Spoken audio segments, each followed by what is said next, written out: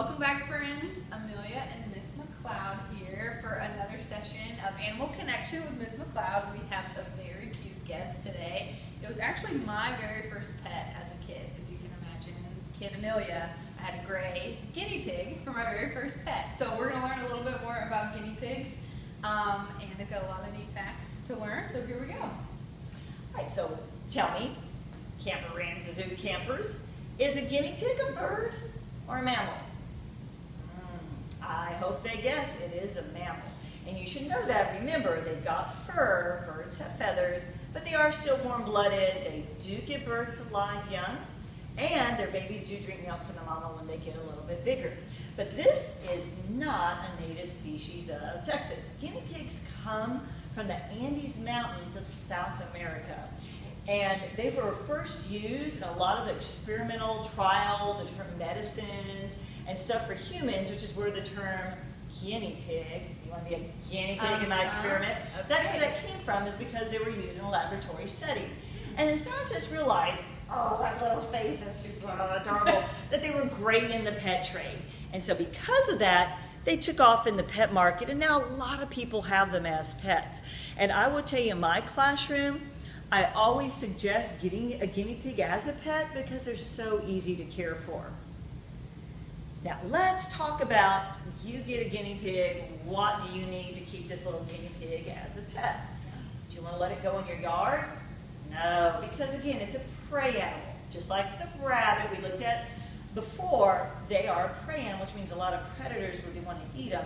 And they are also herbivores, they eat plants. So if you're going to keep it as a pet, there's some things you need to have in the cage to be sure this little guinea pig is going to be happy. In a cage, you need to have a cage big enough for the little guinea pig to run around. Just like with the rabbit, you've got to have a source of water.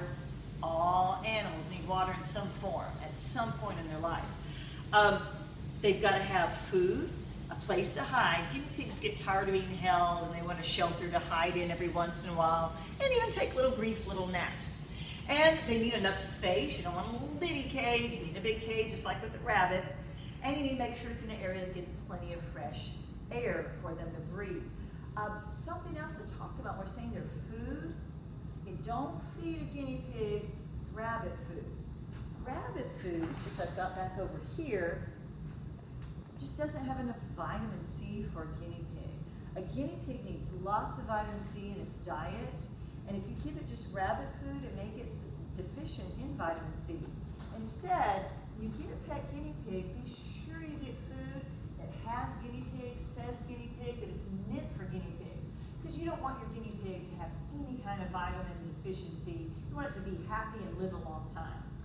The average age of a guinea pig, you get one for a pet, anywhere from 4 years old up to about 7 or 8 years old. Depends on the guinea pig, the type of guinea pig it is, and how well you guys take care of it. So, anything else, Amelia, on guinea pigs you can think of?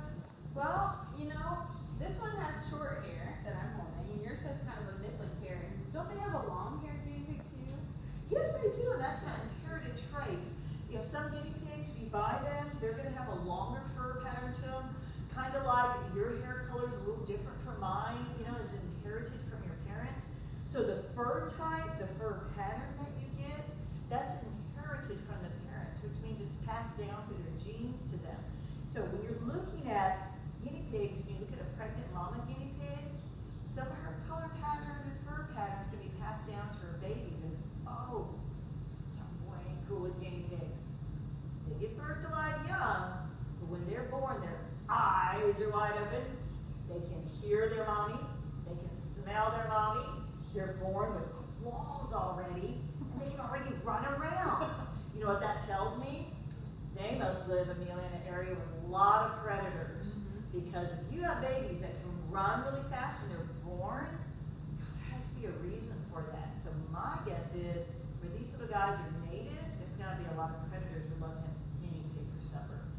So basically what you're saying is when a guinea pig is born, unlike that mouse we saw a couple weeks ago, it looks just like this, but really small. Really small. That sounds incredibly cute. Precious. All right, well, we have enjoyed hanging out with our guinea pig friends. Like we learned today,